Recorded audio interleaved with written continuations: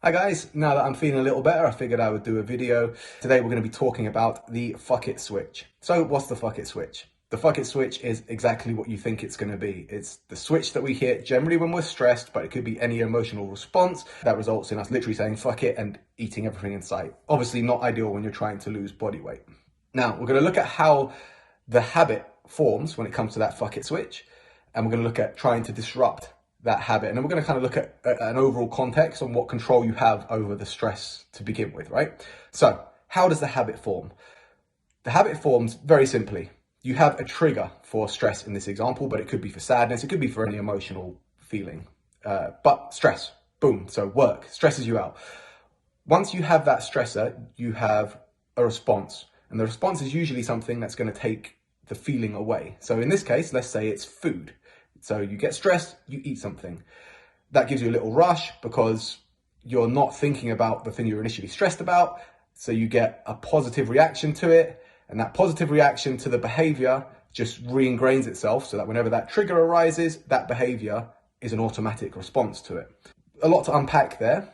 How do we disrupt that cycle? So a lot of people focus on the wrong thing. They'll focus on trying to stop the work stress, for example. And the truth of the matter is that is not something that you're going to have a lot of control over a lot of the time, especially in today's day and age when you're constantly reachable by text, email, whatever it may be, and you can get all those things on your phone. You can finish your working day and then ding, email comes in. Oh, I'll just deal with this. I'll just deal with that. And then what was an 8-hour working day turns into a 10-hour working day, a 12-hour working day, sometimes longer. And it can feel like you never get a break. You never switch off. So that level of stress is just constant. A lot of people will try and disrupt the stress there. But again, you're not always going to have control over that. So we're going to look at some things to deal with that afterwards. But let's focus on the next step. So the reaction to that stress, in this case, to eat something.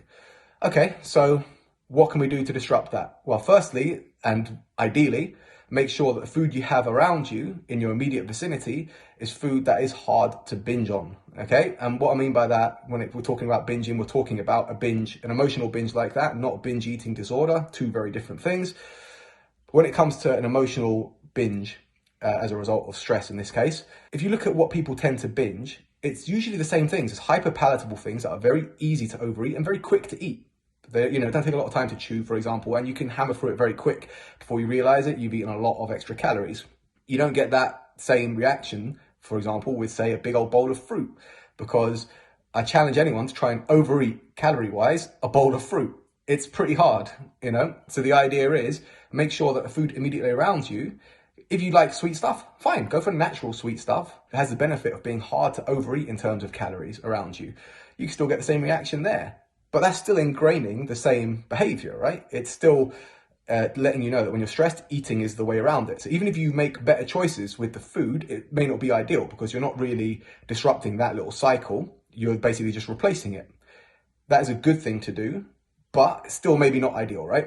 So outside of making sure that the food around you is food that is going to serve your purpose a lot better, what else can you do? Well, what about going for a little walk, lunchtime, after work, things like that?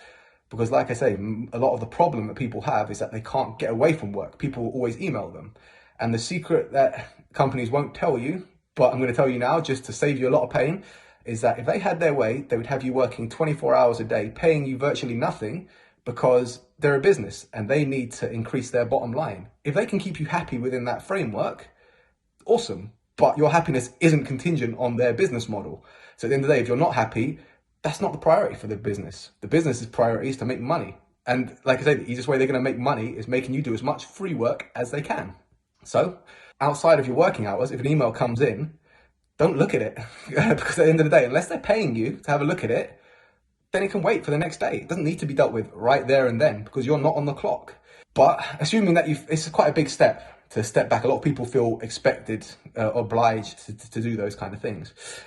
So even if you can't switch off all night, what about just turning your phone off and going for a 20-minute walk? Getting out into nature, or natural as you can find around where you live.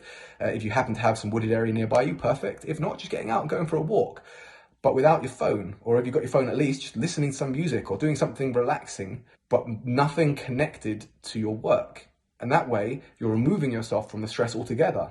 And then when you go back, if you do then log on and start dealing with work queries, you're in a better frame of mind to deal with it, because all the stress of the day hasn't just compounded, and you've taken the time away from it to avoid that stress for a little bit, right? And just that little reset can do big things for you. The ultimate goal when it comes to this is trying to de-escalate your emotional response to the point where you don't hit that fuck it switch. Because at the end of the day, again, this is another hard truth that is going to hurt a lot of people. You can eat really well from Monday to Friday. And on Friday evening, you're hyper stressed because of just work hammering you for that whole week.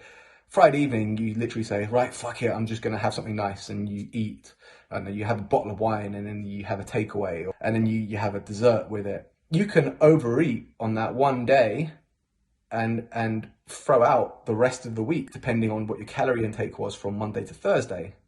And it's not fair, but it's true. And the other thing that people have to look at as well when it comes to that situation, how often do you have a blowout, say on a Friday night, that stops on Saturday morning? It's pretty rare, right? What happens with the fuck it switch is it draws out. So you hit the fuck it switch, it's like, right, fuck it, I'm just gonna have what I want on Friday. Saturday rolls up, you may be feeling a bit hungover, a bit worse for wear, so you don't make the best choices there.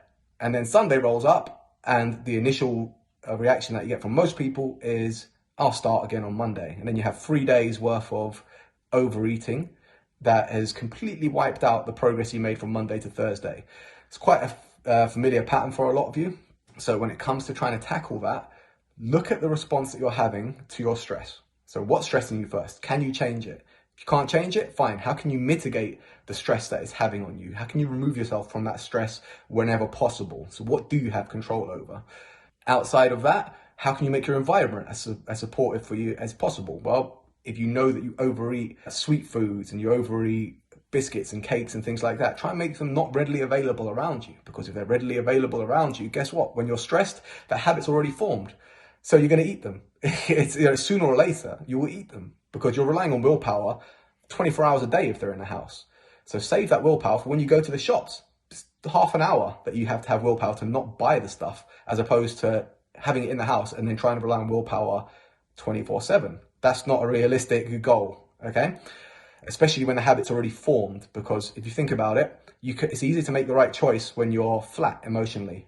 But when you're stressed and you're in a heightened state, it's pretty hard to make the right decision, right? So try and make your environment as supportive for you as possible. If you can do that, then you're setting yourself up to win. Look at what you can control. Control the variables that you can, and make sure that your environment is as supportive for your goals as possible. And as long as you've got that in position, then you're in a better position to tackle these habits that are formed. So give it a try. If you're struggling with that and you find yourself hitting that fuck it switch more often than you'd like, look at what you can change.